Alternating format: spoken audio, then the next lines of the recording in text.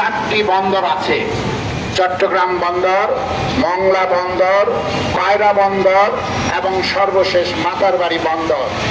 সংগ্রামী বন্ধুগণ, এই 4টি বন্দর দিয়ে সমুদ্র পথে বিদেশ থেকে পণ্য আমদানি রপ্তানি করা হয়। এর মধ্যে বৃহৎ বন্দর হলো চট্টগ্রাম বন্দর। আর চট্টগ্রাম বন্দরের সবচেয়ে বড় টার্মিনাল হলো নিউ মনিক টার্মিনাল।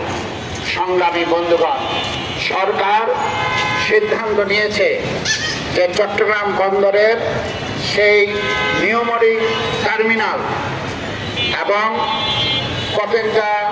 পতেঙ্গার লালদিয়ার যে টার্মিনাল, সেই কন্টেনার টার্মিনাল এবং নারায়ণগঞ্জের কাছে কেরানীগঞ্জে অবস্থিত যে পানগাঁওয়ে কন্টেনার টার্মিনাল আছে, এই কন্টেনার টার্মিনালগুলো বিদেশি কোম্পানি অর্থাৎ দুবাই ভিত্তিক ডিপি ওয়ার্ল্ড নামে একটি কোম্পানিকে সরকার লিজ দিতে যাচ্ছে। শুনতে পেয়েছি এই ডিসেম্বর মাসে এই চুক্তি সম্পাদিত হবে, কিন্তু কথা হচ্ছে এই বন্দরগুলিকে বিদেশি কোম্পানিকে দেওয়া খুব অনিবার্য।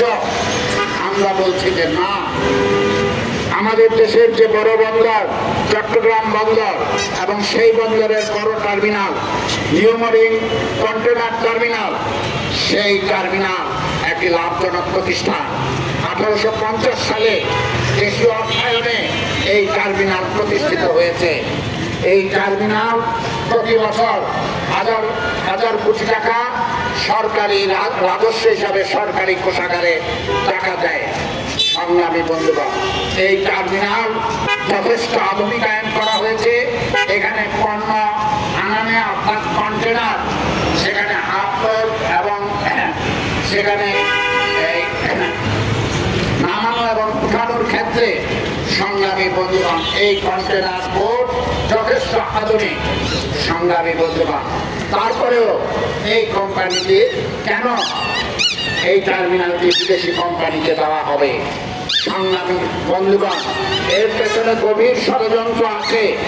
আমরা বর্তমান অন্তর্বর্তীকালীন সরকার যখন ক্ষমতায় এসেছে, মানুষের প্রত্যাশা ছিল এই সরকার সাম্রাজ্যবাদের কাছে নতজানু হবে না, কারণ শেখ হাসিনার বিরুদ্ধে আন্দোলন করে বুকের রক্ত ছড়িয়ে একটি গণঅভ্যুত্থান সংগঠিত করা হয়েছিল।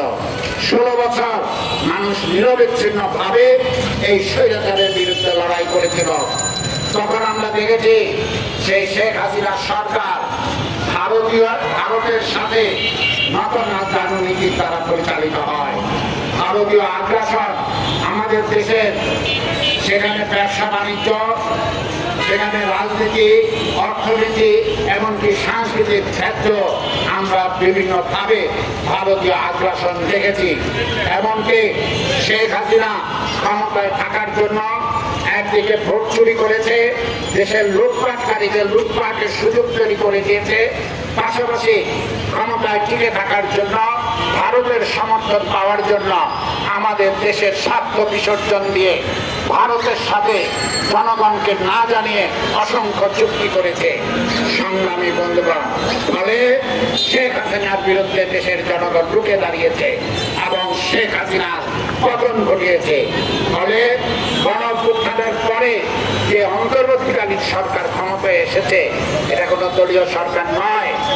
এই সরকার ক্ষমতায় এসে যতগুলি চুক্তি অতীতে হয়েছে জাতীয় স্বার্থ বিরোধী, সেটা হোক ভারতের সাথে, হোক মার্কিন সাম্রাজ্যবাদের সাথে, হোক রাশিয়া, চীন বা অন্য কোনো সাম্রাজ্যবাদী দেশের সাথে, সেই সমস্ত চুক্তি জনগণের সামনে তুলে ধরবে এবং জাতীয় স্বার্থ বিরোধী সমস্ত চুক্তিগুলি বাতিল করার উদ্যোগ গ্রহণ করবে।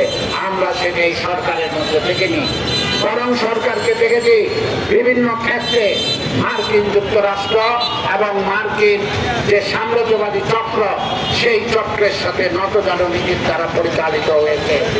আমরা দেখেছি এই মার্কিন যুক্তরাষ্ট্র, সেই মার্কিন যুক্তরাষ্ট্রের স্বার্থকে বিবেচনায় রেখে এই অঞ্চলের যে ভূরাজনীতি, সেই ভূরাজনীতিতে মার্কিন যুক্তরাষ্ট্র প্রভাব বিস্তারের সুযোগ তৈরি করে দেওয়ার জন্য সরকার নানান ধরনের উদ্যোগ এবং চুক্তি করেছে।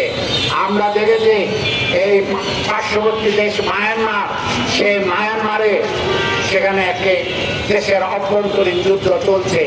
সংগ্রামী বন্ধুগণ, সেখানে এই মায়ানমারের একটি করিডোর দেওয়ার জন্য সরকার সিদ্ধান্ত নিয়েছে।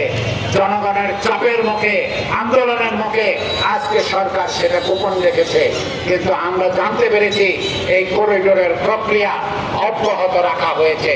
এখানে করিডোর দিলে বাংলাদেশের কি স্বার্থ রক্ষিত হবে আমরা সেটা জানি না, কারণ এখানে করিডোর দিলে সেই মায়ানমার সাথে মার্কিন সাম্রাজ্যবাদের স্বার্থ যেটা জাতিসংঘের মাধ্যমে রক্ষা করা হবে। ফলে আমরা পরিষ্কার বলেছি এই করিডোর দেয়া যাবে না, আমাদের কোনো প্রয়োজন নেই মায়ানমার সাথে করিডোর সম্পর্ক করা। সংগ্রামী বন্ধুগণ, আমরা দেখেছি এই মার্কিন যুক্তরাষ্ট্রের প্রেসিডেন্ট ট্রাম্প, সেই ট্রাম্পের বন্ধু ইলন মাস্ক, মার্কিন বড় বিলিয়নিয়ার, সেই ইলন মাস্কের প্রতিষ্ঠা